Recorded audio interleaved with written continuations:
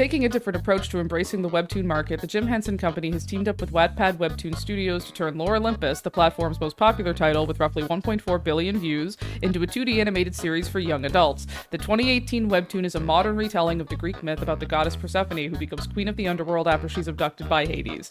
Henson is prepared to go into production on the series as soon as it's greenlit. What is this, kid screen? Basically just outed Lore Olympus, Rachel Smythe webtoons for lying for the past 6-something years. For people who haven't been keeping up on this, the haters and the critics and the people who basically pay attention have been saying for years that the Lore Olympus TV show, despite what Rachel Smythe and webtoons say, hasn't made it off the ground whatsoever. Like, at all. There's no network, there's no company that they've been signed on with beyond their production company, so that would be Jim Henson Company. Obviously, we've known that for years. The same company that is known for the little-known classic as, you might have heard of it, The Muppets, which is definitely not the most likeliest duo you'd expect, considering Jim Henson Company is not an animation studio, and whatever animations they have been in charge of have been children's shows for 5-year-olds, outsourced to another animation company, typically Titmouse. So, not really a great start already. not the greatest pairing.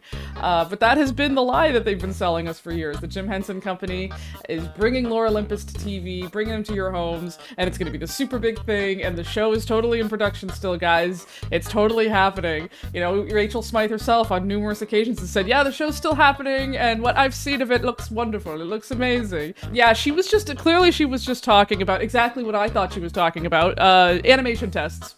A pilot episode, which is probably what, that's what they would be taking around to sell to distributors like Amazon, Netflix, HBO, all the different streaming services in the hopes of it getting greenlit. Because that's the name of the game, right? That's what you got to do in animation. You can't just have an idea. If you want the idea to actually make it to TV, you got to find a network. Back in the day, it was with cable TV, with like networks like ABC and NBC, all those different ones. Now it's streaming services that is the new thing. So unless your show gets picked up by a streaming service like Disney Plus or Netflix, you're not getting a show.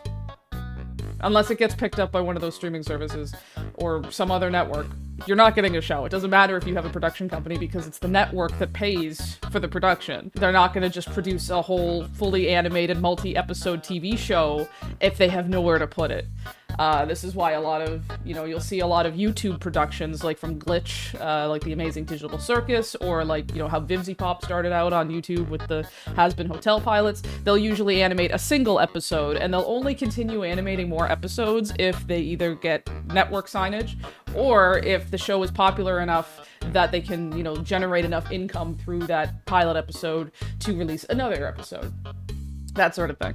So Lore Olympus isn't even doing that. They're just doing it the old school way, just shopping it around. And, people have been assuming, because this is pretty much what Rachel and Webtoons have been insinuating, that the show's been in production over the past 6 years. Because, animation takes time, and wouldn't be completely unreasonable to think that, COVID might have gotten in the way of development and might have gotten held back by a few things. That would be reasonable. But no, it's not even fucking greenlit.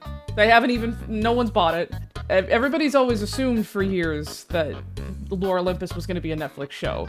This has been the assumption for quite literally since the very beginning, since the show got since the comic got bought for show rights. I think people just still tend to assume that anything that gets bought for show rights it's automatically Netflix, but that is not the case anymore. That was the case in like 2014, 15. That hasn't been the case since like other companies like Amazon Prime and Apple have jumped into the streaming scene. So, the fans have been peddling the lie alongside them that, oh, it's going to be a Netflix show. It's going to be on Netflix. No, it was never approved for Netflix. Netflix never had anything to do with this show. But the showrunner, Stephanie K. Smith, this is her first major production like this that she's ever been on, and she's never been in charge of an animated production, so the cards are already stacked against her. She seemed to insinuate that it had gotten picked up by Amazon in this very vague tweet from, either this year or last year, whenever that happened. Stephanie K. Smith's LinkedIn does say that Lore Olympus is at least somewhat affiliated with Amazon. Like, the insinuation here, or like what I can assume, is that this means the tweet that she put out, that Vague posted about Lore Olympus getting picked up by Amazon, is true. But that leaves a few possibilities, judging by the Stanford quote, which is either maybe something was miscommunicated and the show actually didn't get picked up, the deal wasn't actually closed, or maybe the deal was picked up but then quietly shuffled away. Like, or, you know, someone jumped the gun on something, or, you know, there's any number of possibilities that could be the case here. I would say best case scenario, Lore Olympus has been bought by Amazon for show rights, but that gives us still another good 2-3 years at minimum before the show actually materializes. And you know what doesn't help? Having an animated project that doesn't have any money behind it. Oh my god. I'm experiencing such a feeling of bittersweet, blissful redemption, almost in a way, because we've been saying for years that this show hasn't even gotten picked up. We figured it out, like, you know, a year or two ago that, you know, for sure the show hasn't even been picked up yet. It definitely almost only has, like, a pilot episode at most, and that's what Rachel's been talking about when she says that the show looks really good. She's just been talking about the pilot episode, and this confirms it. Like, all they have are some animation tests, and considering the company behind it isn't an animation studio, and the showrunner is not an experienced animated showrunner, yeah, I don't think... I can kind of see why they're kind of having a hard time selling this thing. I do want to point out this one little section that's really funny. The company already has a writer on board. God bless. God bless their hearts.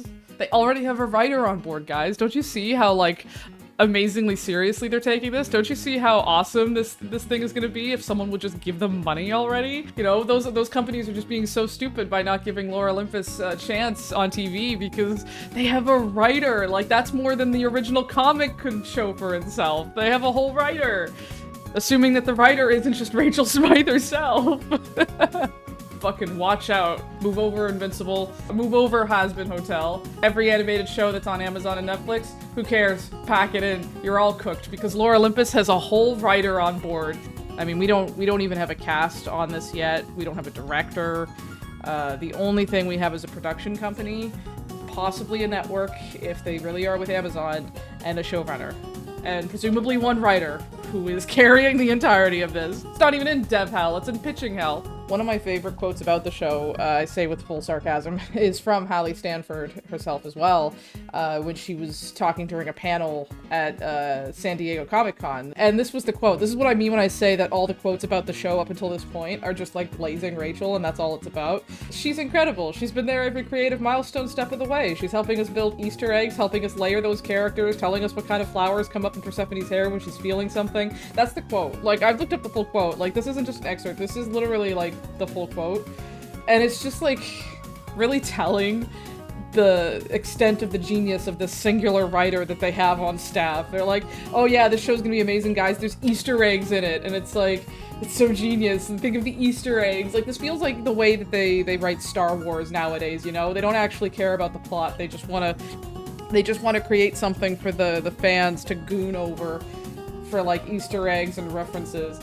It tells me that they don't really have that much done with this, and they're just trying to sell whatever the fuck they can. And they're like, well, you know, just the Persephone has flowers in her hair, and we even came up with different kinds of flowers that grow in her hair, depending on what she's feeling. And it's like, okay, that doesn't... Who cares? Who gives a fuck? That's, again, it's like the Easter eggs. It's like, that's nice, I guess, as like a little, like, yeah, it kind of feels like a bare minimum, but also just something that they're doing just to get the fans hyped. But it's like, that's nothing. Yes, Queen, continue to give us nothing. Yeah, I think it goes without saying that this whole thing is a joke. And Lore Olympus as a TV show, and as a comic, honestly, but more so as a TV show, is cooked. It profoundly cooked. Because at least the comic, you know, they did get their merch deals. They got their little franchise of shitty Barnes & Noble's shovelware, coloring books, cookbooks, socks, pins, everything that you can sell to someone. But the show, it's not going to be able to get its merchandise, clearly. At least not for a very long time. And honestly, I don't think there's anything at this point that's going to get them sold unless they're willing to ditch Jim Henson and Stephanie K. Smith. Because I feel, personally, in my odd opinion, that is their biggest weakness right now. You know, you can try and sell the idea, but if the people in charge of that idea don't have any credentials or don't have any reason to, you know, be animating an actual series like this, I think that's, in my opinion, what is fucking them over. Obviously, I have no idea what's going on the back end of this. Animation is a complicated business. It involves a lot of boring bureaucratic nonsense before you get into the actual animation. Most animated productions are lucky to even get to the animation, ironically enough. Because there's a lot of hoops they gotta jump through and a lot of challenges they gotta overcome before they're allowed anywhere near the animating room. They need money, and God knows who that money is coming from at this point. Because evidently no one's willing to give it to them. And the longer time goes on without getting a network, I think the more they're dooming themselves to never seeing the light of day with this show. You know, at this point, the wait for the TV show is becoming longer than the runtime of the original comic, because Lore Olympus ran on the original section from, what, 2018 to 2024? We just passed the 1-year anniversary for Lore Olympus ending, with no applaud from Rachel. She didn't even think to mention it. Being trapped in dev hell is never a good sign for most productions. It makes it easy for the project to fall out of our collective consciousness, especially now that Lore Olympus, the comic, is done. People don't really talk about it anymore. Like, obviously, they still have enough people buying the books and merchandise to make it worth doing those things. At least I'd like to think that they're making enough back on those investments to make it, you know, viable to continue doing it, because otherwise they're just throwing their money away. It's still not, like, in our daily lives like it used to be. You know, even the haters, like, we still talk a shitload about Lore Olympus, but it's not with really much new to talk about most of the time, because the comic's over, and we've beaten the horse, and the horse is dead now. So it's kind of, like, not a good sign when a series has been bought for 6 years, and it looks like we're in the long haul for a wait for at least another 3 years at minimum. It might do a good job, though, at, you know, reintroducing itself to new audiences, because, you know, obviously doing a TV show means you're expanding your reach outside of just something like the Webtoons app, which, you know, while it is a large app, like, in terms of its reader base, it's still fairly niche, you know? Like, it's not that big.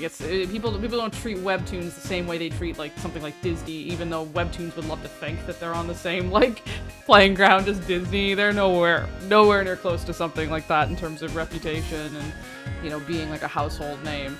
It's still a very niche kind of thing. So, you know, getting a TV show, yeah, would be, especially for something like Lore Olympus, which was, you know, at one point their most popular series, that would be a huge deal for them. You know, people joined onto the Webtoons app just to read Lore Olympus because they heard about it. Like, there were people who wouldn't have known what Webtoons was if it wasn't for Lore Olympus. So, like, yeah, giving Lore Olympus full credit there, it did help create a whole new ecosystem of Webtoon readers. But, you know, there's a lot of coulds in this article. It's like, oh, you know, like, and in most of the talk surrounding the Lore Olympus TV show, like, it could propel us into the fantasy romance genre, like, on TV, and it could, you know, be just this amazing thing, but it's like, right, but it's not gonna be unless a company is willing, like, a network is willing to pay for it, and it's been 6 years and no one's been willing to pay for it, evidently.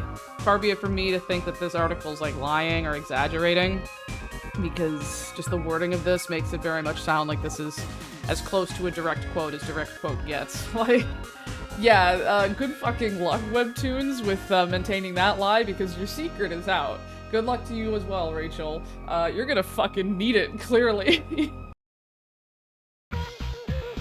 Hey everyone, thanks for watching. This was sort of an off-the-cuff video that I started making pretty much as soon as I knew about the Kids Screen article, but I guess it could still be kind of sort of called my first actual video that isn't just a scrapped-together edit of VOD footage from my Twitch channel or footage of my Project Diva Megamix Plus playthroughs. I hope you enjoyed it.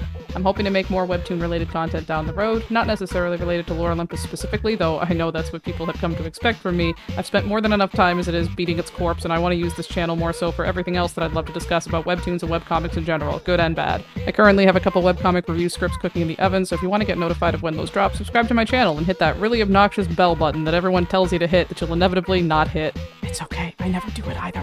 Here's to whatever comes of this real attempt to actually make video content. It's something I've wanted to do for a long time, but now that I've got a better grasp on video editing and a bit more free time on my hands, I feel a bit more confident doing it. I don't know how often I'll release new videos, as obviously I've already committed myself to other ongoing projects that require a lot of time and energy, but worst case, you can find my text-based diatribes over on my Tumblr, in the pit of despair, where I belong. Thanks again for watching. We'll see you in the next one.